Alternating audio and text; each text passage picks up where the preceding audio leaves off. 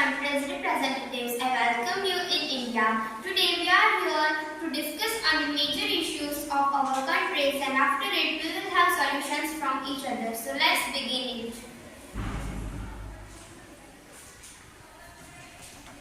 I am representing of Russia.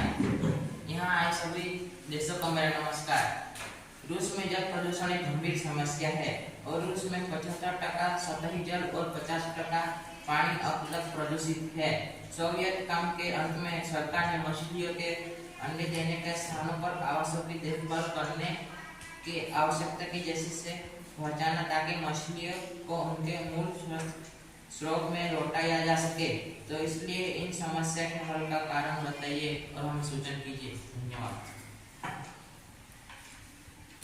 Hello everyone, I am representative of France. France में PhD practical के साथ सिखाया जाता है, जिसमें कैंडिडेट को अपने करियर में मदद मिलती है। जो यूनिवर्सिटी में असिस्टेंट पैकेज जॉब्स है, बेबी सिटिंग या जॉब्स आदि जॉब्स अपने बजट पर टिका रहना पड़ता है। फ्रांस में स्टूडेंट बहुत ही भाग्यशाली होते हैं। जब आप फ्रांस में पढ़ाई करें तो खुद के अपने दैनिक बजट पर टिके रहना, क्योंकि वहाँ तेजी से लागत बढ़ती है। इंटरनेट भी आपका सच्चा मित्र है। कार्यजन ट्रेनिंग पोस्ट एक विशेष कोचिंग के लिए बजट बनाना चाहिए और फ्रांस में अपने बजट पर टिका रहना पड़ता है और जिसका बजट नहीं होता वो अच्छे से पढ़ नहीं पाता है। धन्यवाद। Hello everyone, I am representative of European union. ज़्यादातर यूरोपियन कंट्रीज ने फॉर इंडस्ट्री 4.0 में बहुत प्रगति की है। यूरोपियन कंट्रीज में स्मार्ट फैक्ट्रीज का डिजिटल प्रोसेसेस होती है, उसमें प्रोडक्शन और प्रोडक्ट की डिलीवरी ज़्यादा समय पर और सही तरीके से होती है।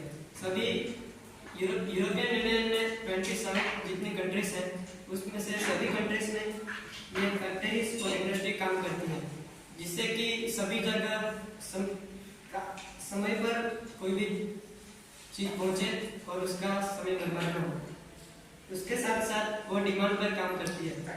जब डिमांड कम होती है तो उसका प्रोडक्शन नहीं होता, जिसकी वजह से नेचुरल प्रॉपर्टीज को हानि नहीं होती। लेकिन इसके साथ साथ थोड़े इश्यूज हैं जो कि इस पर प्रभावित होते हैं।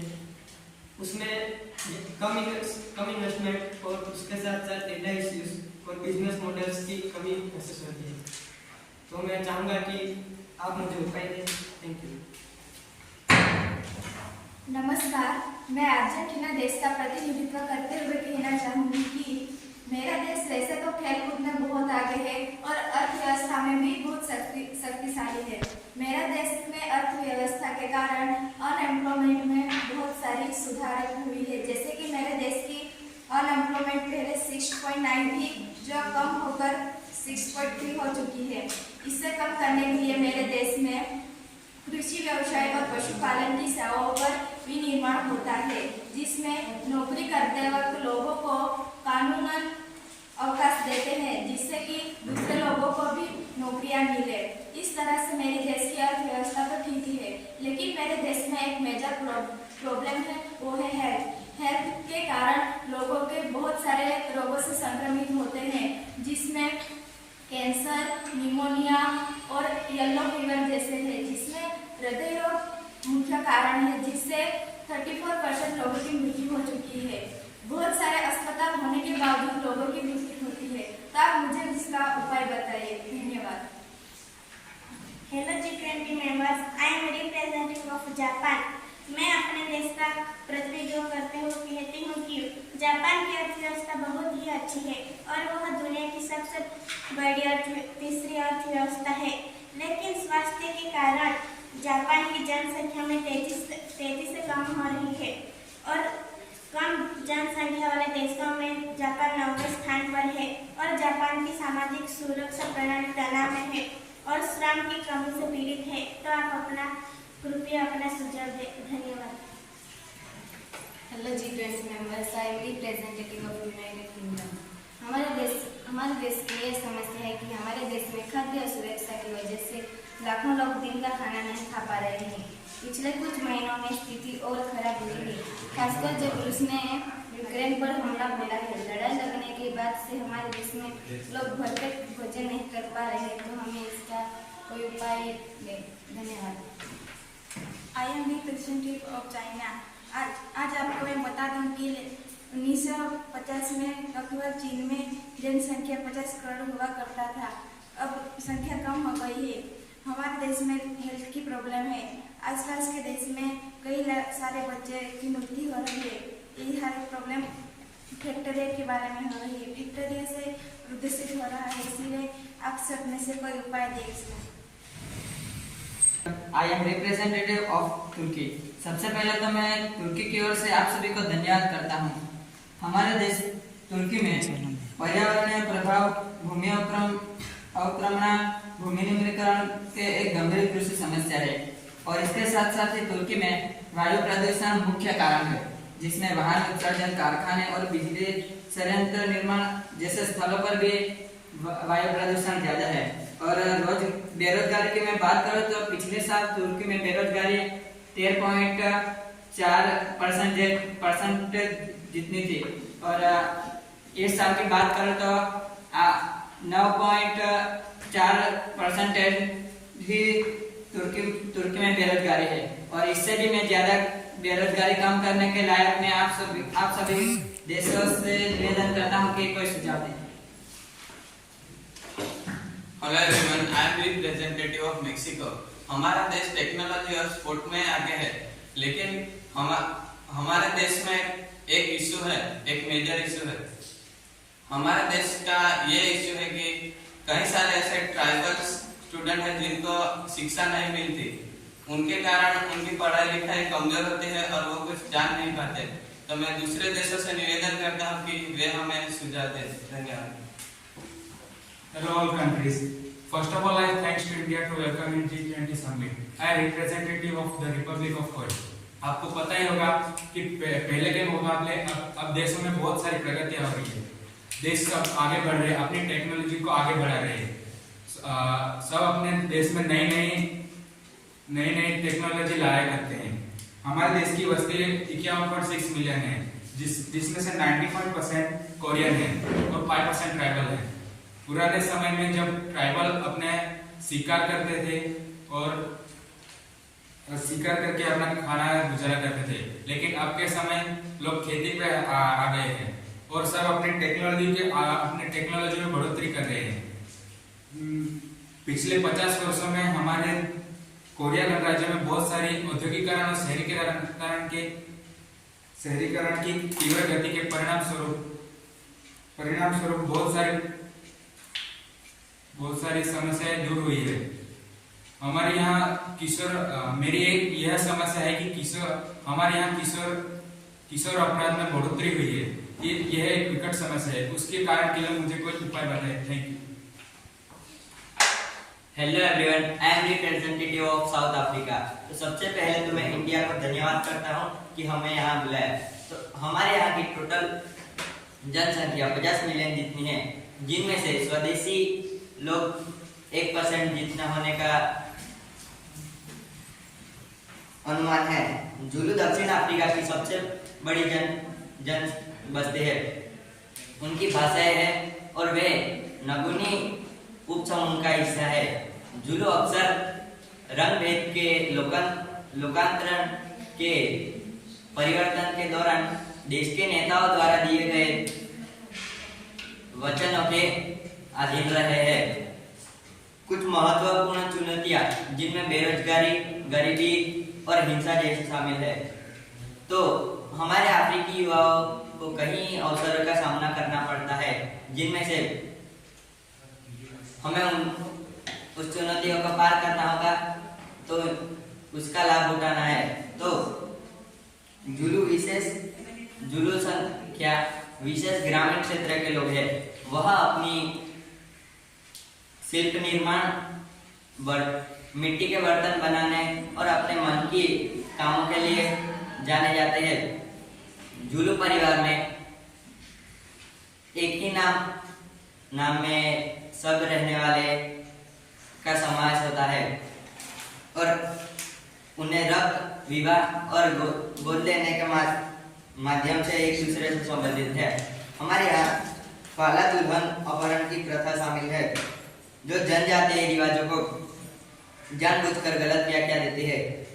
जिनमें से दूर दराज के इलाजों में जुल्म महिलाओं का अपहरण किया जाता है और उनका बलात्कार किया जाता है। उनके परिवारों के लिए दिए गए मवेशियों के बदले में उन्हें शादी के लिए मजबूर किया जाता है। तो इसके उपाय के लिए हमें कोई सजेशन दे। धन्यवाद।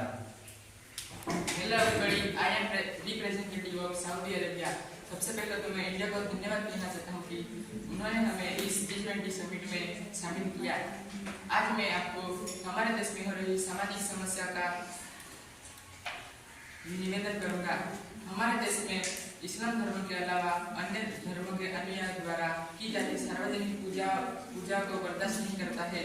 हमारे देश में सार्वजनिक शिक्षा, धार्मिक स्वतंत्रता और रोजगारी के प्रति देवरसिया और इस्लामी धर्मों के लोगों के साथ भेदभाव किया जाता है। तो इस समस्या के समाधान में सभी देशों से निवेदन करता है कि कोई सुझाव दे। धन्यवाद। हेलो एवरीवन, मैं यहाँ पे जर्मनी का प्रतिनिधित्व करूँगा। हमारे देश स्पोर्ट्स एक्टिविटी में बहुत आगे है। हमारे देश में तंबाकू निषेध है, इससे बहुत हेल्थ इश्यू नहीं होती। हमारा देश स्पोर्ट्स एक्टिविटी में कोटा में होते हैं, उनको फ्री पढ़ाई दी जाती है और फ्री कोचिंग होती है। पर हमारे देश में गरीब और अमीर का भेदभाव बहुत होता है, इसका हमें उपाय देखिए। Hello everyone, all the G20 members and the leader of G20 Summit India. I am especially thankful for India to welcome us in G20 Summit. मैं हमारे देश के बारे में यह कहना चाहूँगा कि इटली में बहुत सारी सेवाएं और बहुत सारी तकनीकी डेवलपमेंट हुई है, लेकिन वहाँ अभी भी कुछ समस्या है, जैसे कि बस्ती में बढ़ोतरी ना होना और ज़्यादा से ज़्यादा मृत्युआंक में बढ़ोतरी होना। उसकी वजह से ऐसा होता है कि हमारे यहाँ जॉब बहुत सारी है, लेकिन उसके लिए एम्प्लॉयज नहीं है, और जो एम्प्लॉयर होते हैं वो जिनके पास स्किल्स है ऐसे एम्प्लॉयज ढूंढते हैं। तो मेरा आपसे ये निवेदन है कि आप अपने कंट्री से अगर कोई अनएम्प्लॉयमेंट रेट ज़्यादा है तो आप वहाँ से अपने देश से हमारे देश में काम करने के लिए लोग भेज सकते हैं। हम उन्हें अच्छी सेवाएं देंगे और उनके रहने और खाने के लिए अच्छी व्यवस्था करेंगे। धन्यवाद। Hello everyone, I am representative of USA. हमारा देश अमेरिका भारत व्यापारिक प्रमुख साझेदारों में से एक है और ऋण सीमा संकट से उत्पन्न कोई भी आर्थिक मंदी भारतीय निर्यात की मांग को कम कर सकती है। अमेरिका में जो ट्रैफिक की समस्या है, इसलिए ट्राइबल कास्ट में साइकिल की सुविधा है, तो इस समस्या के लिए कोई बेहतर उपाय होना चाहिए। धन्यवाद। Hello everyone, I representative of Indonesia. आज मैं आपको इंडोनेशिया के भयंकर रोग के बारे में बताऊंगी, जिस रोग का नाम है वार्डनबर्ग सिंड्रोम। इस रोग से सुनने की क्षमता में कमी आ जाती है और शरीर के शारीरिक अंगों के रंग कम हो जाते हैं। यह रोग बहुत दुर्लभ है। यह रोग लगभग 42,000 लोगों में से एक व्यक्ति को होता है। तो इस रोग के निवारण के बारे में उपाय बताते हैं। धन्यवाद। Hello everyone, I am representative of Brazil. सबसे पहले तो मैं इंडिया को धन्यवाद करना चाहती हूँ कि उन्होंने हमें G20 में शामिल किया। हमारे देश की कुल आबादी 21.73 करोड़ है। हमारे देश ब्राजील की जनसंख्या विश्व की कुल जनसंख्या 2.69% के बराबर है। हमारे यहाँ ट्राइबल की पॉपुलेशन 1.69% है। हमारे देश की यह समस्या है कि हमारे देश में कुल मूल आबादी के क्षेत्रीय अधिकार बड़े पैमाने पर कम हो गए हैं। यह सामाजिक आर्थिक मुद्दा है।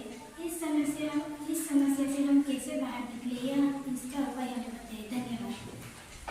यहाँ पे उपस्थित सभी देशों से आए हुए लीडर्स, सभी को नमस्कार। सबसे पहले तो मैं इंडिया को धन्यवाद कहना चाहती हूँ कि हमें इस G20 सम्मेलन में शामिल किया। हमारे देश कनाडा की बात करें तो यहाँ पे बेरोजगारी का दर 5.5% जितना है, जो दूसरे देशों के मुकाबले काफ़ी कम है। तो जो देशों में बेरोजगारी का दर ज़्यादा है वो हमारे देश से हेल्प ले सकते हैं। पर मैं देश की बात करूँ तो हमारे देश में जो इंडस्ट्री है, औद्योगिक क्रांति में कई सारे श्रमिक लोग काम करते हैं, पर उनमें जो श्रमिक है वो कई भी बीमारी के कारण काफ़ी सारी छुट्टियां लेते हैं, जिसके कारण हमारी औद्योगिक क्रांति में काफ़ी कमी हुई है। तो जो देश के पास इस प्रॉब्लम का सॉल्यूशन है तो प्लीज़ हमें बताइएगा। धन्यवाद।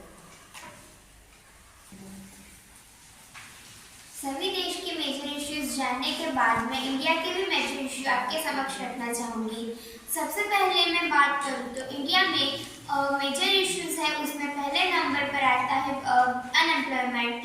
देश में काफ़ी सारे लोग घर पर ऐसे ही बैठे रहते हैं। जिन्होंने इंजीनियरिंग की है वो उन्हें भी जॉब मिलना बहुत ही मुश्किल काम हो गया है। तो मैं सभी देश से निवेदन करती हूँ कि अनएम्प्लॉयमेंट के लिए हमें कोई सॉल्यूशंस बताएं।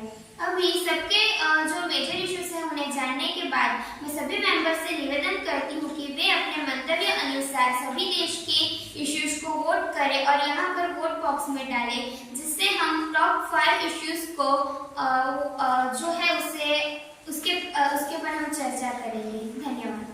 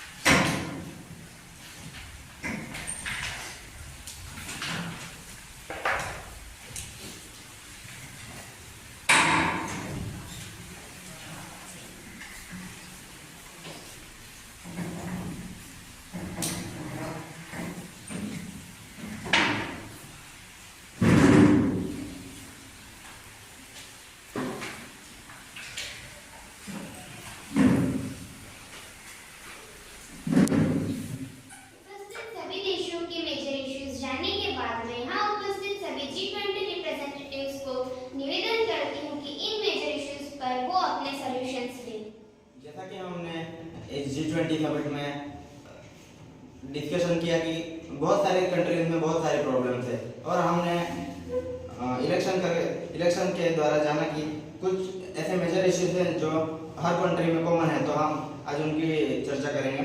सबसे पहला अनएम्प्लॉयमेंट।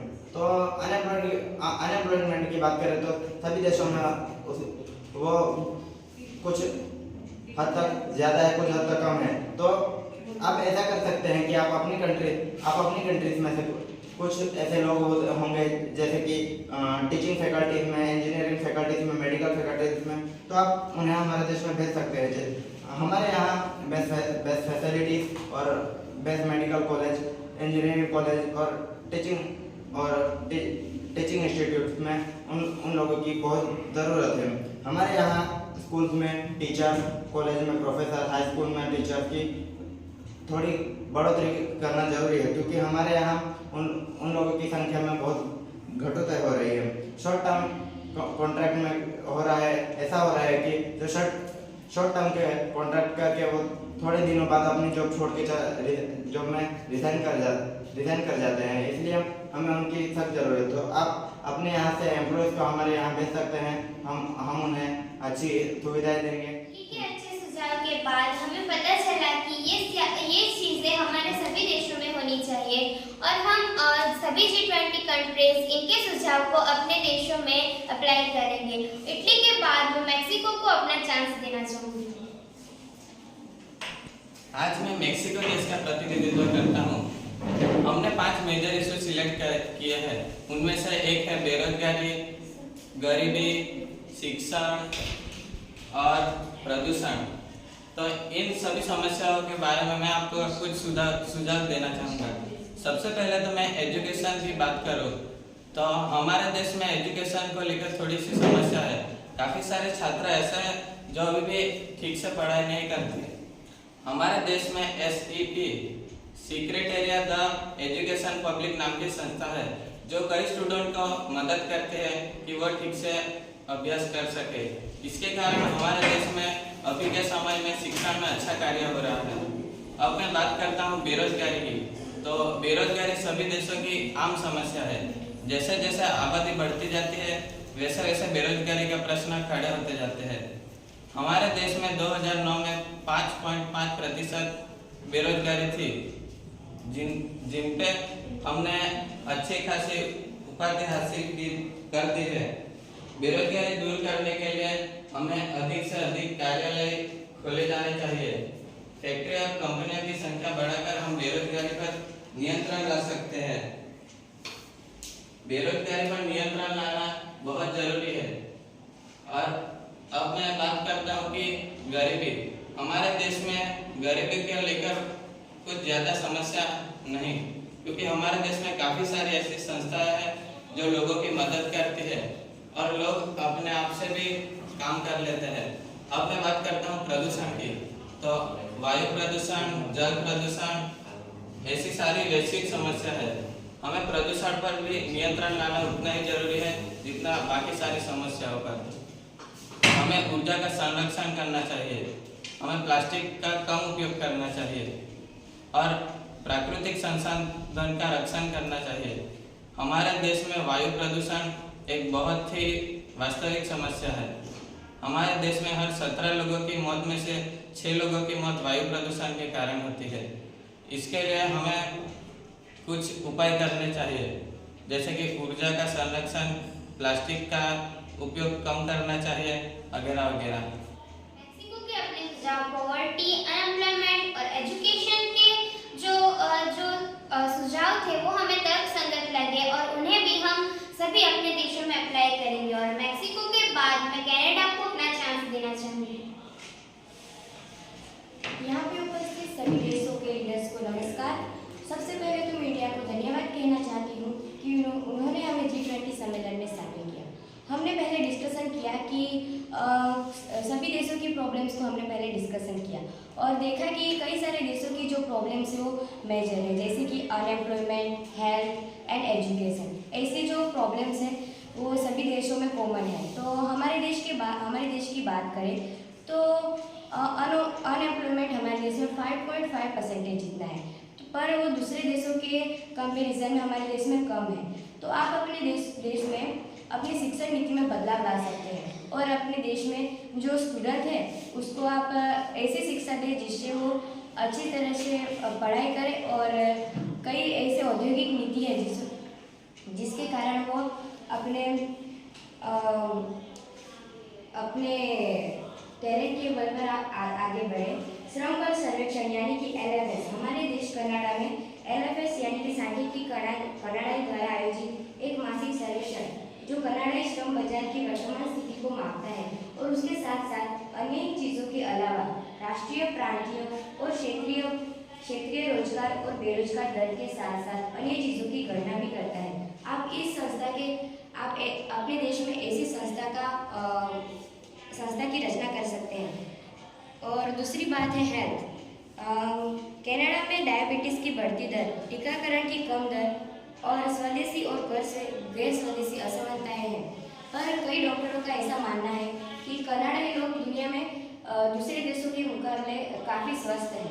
आप अपने देश में जो घरेलू उत्पादन यानी कि GDP उसकी आधी तनख्वाह को आप अपने स्वास्थ्य संस्था पे अप्लाई कर सकते हैं और जो काफ़ी सारे रोग है उसको आप मुफ्त में उसका निदान कर सकते हैं, जिससे आपके देशों के जो लोगों हैं उनको अच्छे से अच्छा टीका मिल सके।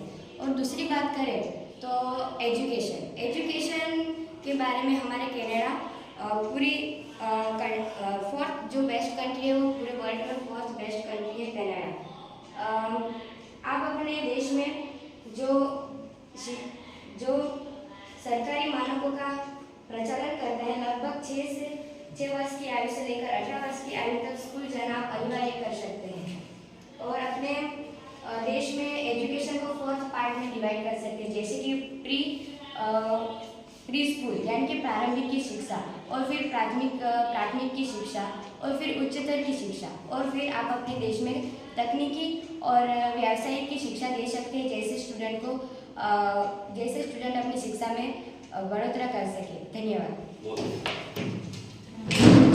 कनाडा के अपने सुझाव हेल्थ, एजुकेशन और अनएम्प्लॉयमेंट से हम सब प्रभावित हुए और उनके सभी इन सुझावों को हम अपने देशों में अप्लाई करेंगे और कनाडा के बाद में अर्जेंटीना को चांस देना चाहूँगी। मैं अर्जेंटीना देश का प्रतिनिधित्व कर रही हूँ। पहले तो मैं अर्जेंटीना की ओर से सभी देशों का स्वागत करती हूँ। हमने जो मेजर इश्यूज जाने हैं, जैसे कि एजुकेशन, अनएम्प्लॉयमेंट और पॉल्यूशन, इसके बारे में अपने देश के ओर से सुझाव देना चाहती हूँ। पहले तो मैं एजुकेशन की बात करती हूँ। एजुकेशन में मेरा देश सबसे आगे है, जैसे कि एजुकेशन प्रणाली में मेरा देश वैश्विक स्तर पर पहले क्रम पे आता है। वैसे तो इसकी सुझाव नहीं है, लेकिन मेरे देश में 2 से 5 वर्ष की आयु से ही बच्चों को शिक्षा दी जाती है, जिससे कोई भी बच्चा अशिक्षित नहीं रहता। दूसरी बात, हम जो स्कूल जाते हैं, विश्वविद्यालय जाते हैं, उसमें हमें ट्यूशन लेना पड़ता है, लेकिन मेरे देश में ट्यूशन मुफ्त प्रदान किया जाता है, जिसके बदले में कोई भी बच्चा अशिक्षित नहीं रहेगा। वैसे तो वो गरीब होगा, फिर भी उसको ट्यूशन मुफ्त किया जाएगा। दूसरी बात करूँ तो 2010 में इंटरनेट कनेक्टिविटी के द्वारा गरीब बस्तियों को जो 4 प्राइमरी स्कूल है, उनमें से एक स्कूल को अपनी स्कूल छोड़नी पड़ी थी।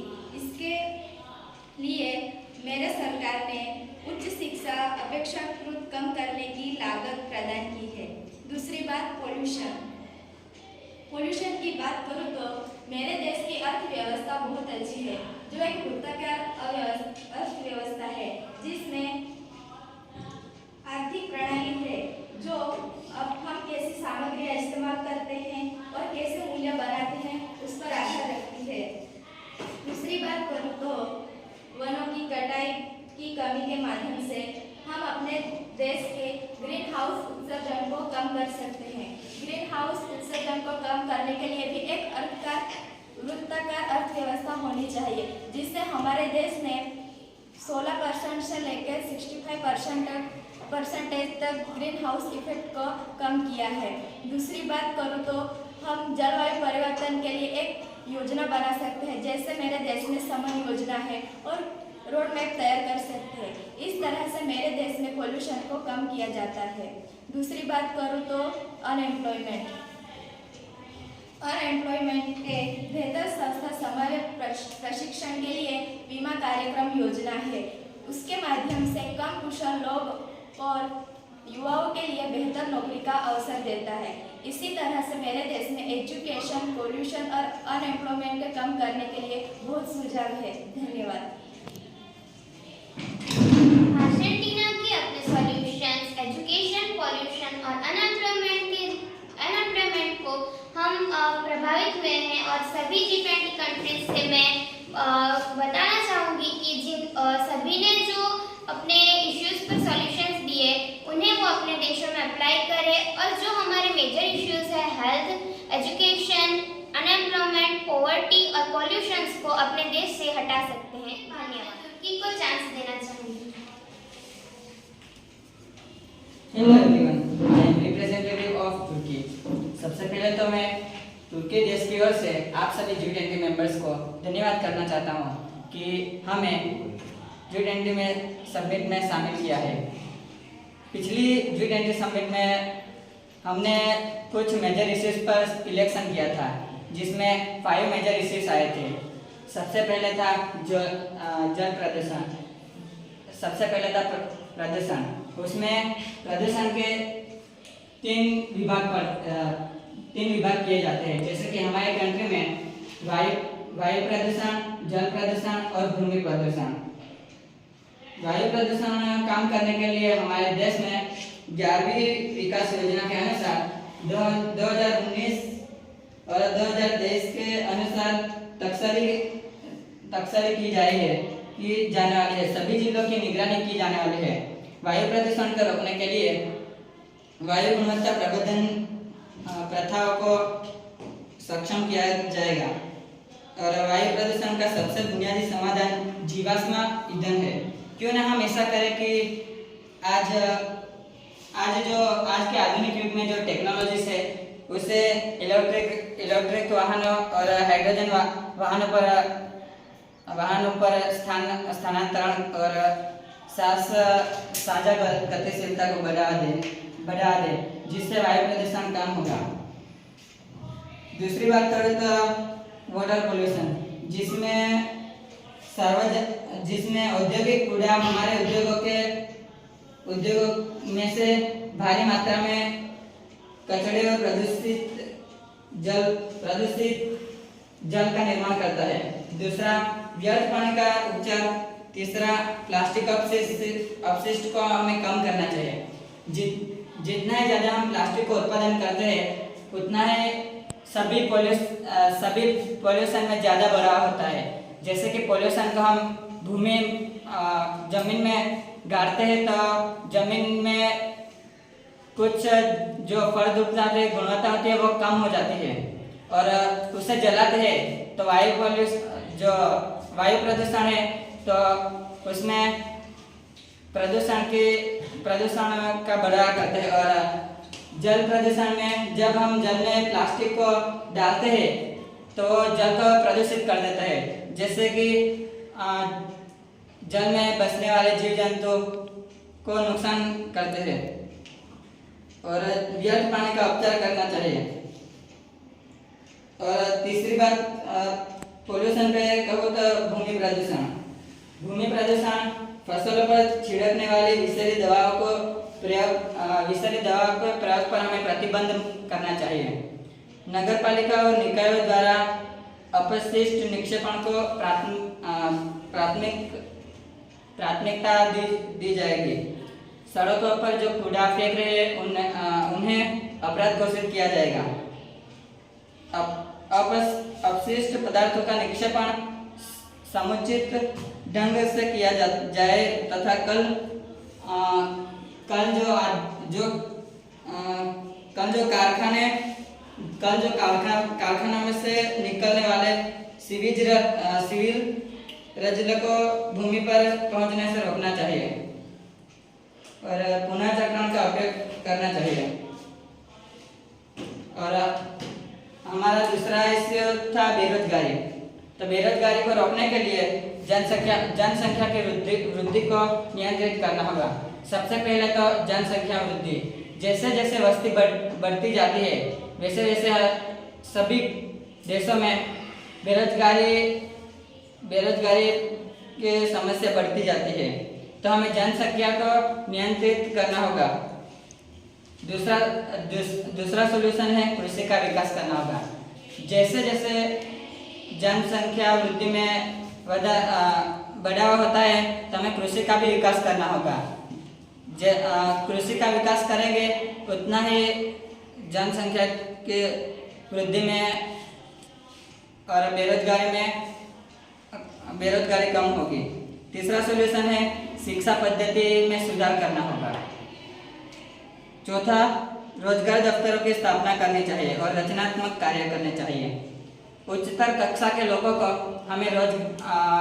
हम कैसे रोजगार पा सकते हैं यह समझाने के लिए हमें कुछ ऐसी संस्थाएं या जाहिर स्थानों पे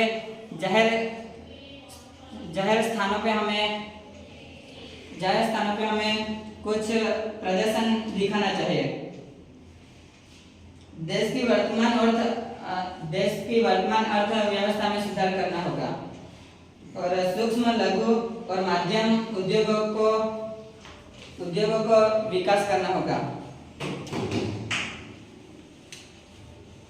तीसरा सॉल्यूशन पॉवर्टी, गरीबी को मिटाना एक जटिल चुनौती है और जिसके लिए बहुआयामी दृष्टिकोण की आवश्यकता होगी, जिसमें सबसे पहले तो है शिक्षा को बढ़ावा देना। जैसे जैसे जनसंख्या बढ़ती जाती है और उसमें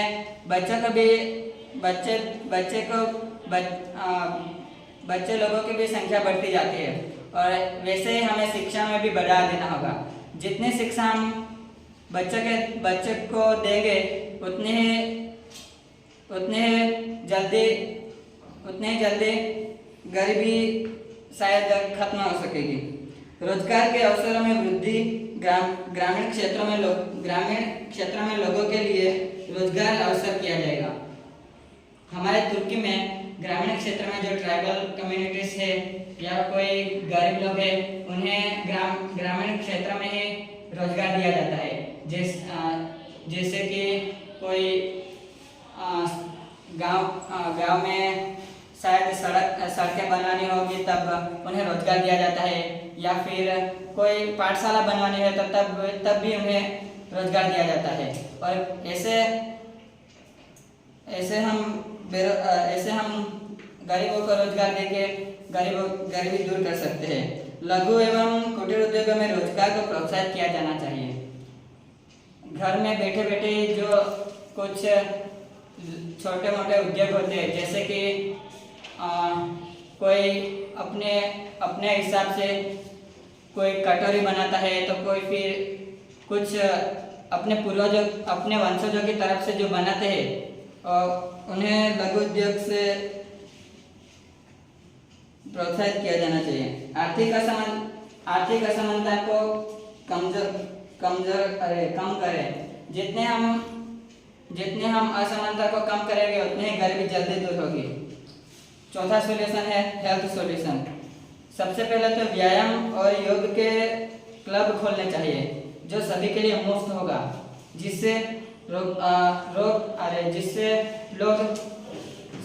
स्वस्थ रहेंगे। ऐसे रोग नियंत्रण और रोकथाम केंद्र के लिए स्वस्थ दिनों के उपाय के लिए हमारे कंट्री में हरोल 4 प्रमुख डोमेन का अनुकूलन किया है। और स्व रोटेट सामान्य स्वास्थ्य, शारीरिक स्वास्थ्य, मानसिक स्वास्थ्य और गतिविधि सीमाएं भी लाए गए हैं। और हेल्थ इश्यूज में कुछ ऐसे समस्या है जिससे हमें कुछ ऐसे बड़े डिसीज हो सकते हैं कि हमें कुछ हो जाए, तो उसमें सभी हेल्थ इश्यूज में जो पोल्यूशन है, जैविक विविधता का संरक्षण है, अपशिष्ट निष्ठान है, शोर है, जलवायु परिवर्तन है, सभी हेल्थ इश्यूज में डिसीज फैलाने वाले समस्या है। और उसके सलूशन भी है। सबसे पहले तो बड़े रोगों की सारवार के लिए कुछ बड़े टेक्नोलॉजीज भरे अस्पतालें बनवाने चाहिए। और उसमें बड़े रोग, कैंसर, हृदय रोग, श्वसन रोग, टीबी, रक्तपित्त जैसे लेप्रोसी डिसीज के लिए हमें बड़े अस्पतालों बनवाने चाहिए, जिसमें टेक्नोलॉजी का सही उपयोग करके हेल्थ इश्यूज के बड़े डिसीज को हम कम कर सकते हैं। और बड़े रोग के जागरूकता के लिए हमें कुछ ऐसे मिशन यानी कि प्लान्स ऐसे बनाने चाहिए कि जैसे पूरे वर्ल्ड में हेल्थ की प्रॉब्लम ना हो। और लास्ट मेरा मुद्दा है एजुकेशन। हमारी कंट्री तुर्की में 50.69% एजुकेशन रैंकिंग है। अगर हमें एजुकेशन में बढ़ावा देना है तो हमें सबसे पहले असमानता को दूर करना चाहिए, जिससे सभी लोग उत्कृष्ट होकर एजुकेशन को बढ़ावा देंगे। शिक्षा क्षेत्र में प्रौद्योगिकी को बढ़ावा देना होगा। लोगों को शिक्षा की ज्योत दिखानी होगी। और वैसे तो हमारे तुर्की देश में हमारे डिपार्टमेंट ने एजुकेशन के कुछ ऐसे क्लब्स खोले जिससे गरीब लोगों को शिक्षा का महत्व पता चले। धन्यवाद। सभी सॉल्यूशन के साथ मैं सहमत हूँ और तुर्की के बाद मैं द रिपब्लिक ऑफ कोरिया से अपना चांस देना चाहूँगी। Hello G20 members. First of all, I thanks to India to welcome to G20 summit. मैं अपने देश के द रिपब्लिक ऑफ कोरिया का प्रेजेंटेशन करता हूँ। हमारे देश में बहुत सारे बेरोजगारी दर काटने के लिए बहुत सारे उपाय हैं। हमारे यहाँ लोगों को बेरोजगारी हटाने के लिए अलग अलग विभाग भेजे गए हैं, जिसमें से एक अलग वैश्विकीकरण और लोकतंत्र के कारण बहुत सारे ओसीडी देश में तुलना में कम हुई है। हमारा राज्य 2,19,155 किलोमीटर एरिया में फैला हुआ है। इस देश में बहुत सारे ट्राइबल लोग हैं। हमारे यहाँ 95% कोरियन और 5% ट्राइबल रहते हैं। मूल रूप से कई कबीले और जनजातियाँ मिलकर जातियाँ हमारे देश में बस गई है। हमारे ट्राइबल लोग बहुत सारे औषधि का उपयोग जानते हैं। वो लोग अपने रोगों को कैसे हटाएं, इसके बारे में बहुत सारी बातें बताते हैं। हमारे यहाँ बहुत से कैंसर रोगों का उपाय मिलता है। हमारे यहाँ बहुत सारे रोगों को हटाने के लिए बहुत सारी औषधियाँ और उनके उपाय हैं। बेरोजगारी हटाने के लिए हमारे यहाँ एजुकेशन के लिए बहुत सारे संस्थाएं हैं जो लोगों को फ्री में शिक्षण देकर उनको आगे बढ़ाने के लिए मदद करती है। पॉल्यूशन, हमारे देश में पॉल्यूशन हटाने के लिए नई नई टेक्नोलॉजियाँ आया करती है। हमारे यहाँ इस बार वायु प्रदूषण बहुत था। वायु प्रदूषण के खिलाफ हमारे यहाँ नई तकनीकी आगे चलाई गई, जिसमें से 5G रोबोटिक्स जो अब पूरे देश में घूमेगी और वो वायु का निकाल करेगी। हमारे यहाँ 2024 तक 35% धूल का निकालने के लिए की नई सुविधा की गई है। हमारे यहाँ बहुत सी ट्रांसपोर्ट के आगे बढ़ाने के लिए नई नई बसें, नई नई गाड़ियाँ लाने की बात की गई है। हमारे यहाँ 2019 तक 3.7% बेरोजगारी दर था, जो अब घट के 1.7% रह गया है, जो अब हम और भी घटाना चाहते हैं। हमें आगे बढ़कर अपने देश को आगे लाना चाहते हैं।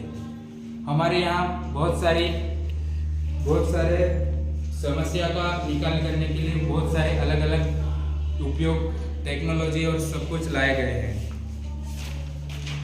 हमारे यहाँ कई कोमोरिया जाति के लोग जो शिकार करके खाते हैं वो बहुत दूर तक भागते हैं और शिकार करते हैं, इसलिए उनकी तबीयत और स्वास्थ्य बहुत अच्छा है, जिससे हमें सीख मिलती है कि जितनी एक्सरसाइज करेंगे उतना हम स्वस्थ रहेंगे। हमारे स्वास्थ्य के लिए बहुत सारे वर्कआउट और एक्सरसाइज बहुत अच्छी है। हमारे यहाँ अच्छी मेडिसिन हैं जो लोगों को ठीक करने के लिए उपयोग करती है।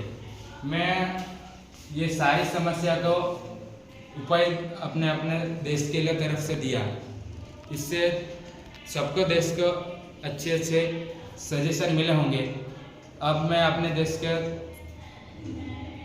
देश में बहुत सारी समस्या का उपाय मिला होगा। धन्यवाद। Hello friends, I am representative of south Africa. तो मैं पहले तो साउथ अफ्रीका की ओर से आप सभी का स्वागत करता हूँ। तो हमने जो 5 इश्यू सिलेक्ट किए थे उसके सॉल्यूशन के बारे में मैं अपना वक्तव्य रजू करता हूँ।